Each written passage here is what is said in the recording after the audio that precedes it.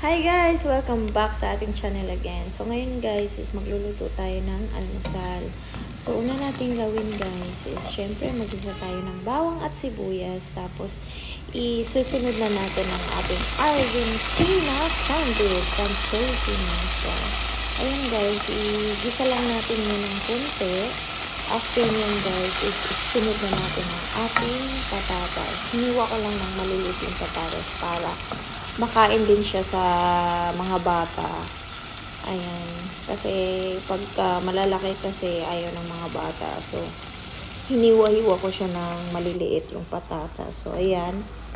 Susunod na natin yung patatas. Ayan. Napakasarap nito guys. Believe me.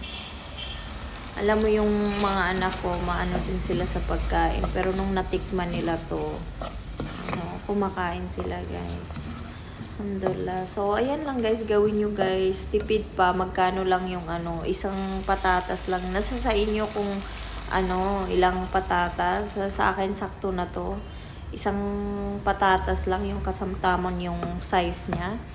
Tapos, lagyan natin ng tubig, syempre, para maluto ang ating patatas. Tapos, kung meron kayong magic sarap, ayan, pampalasa sa guys. Ay nako, talaga guys, nakakagutom.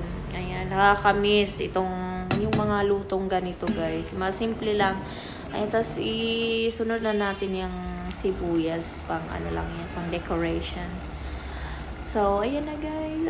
Ayan ang kanin ko guys. Kainan na. Babush!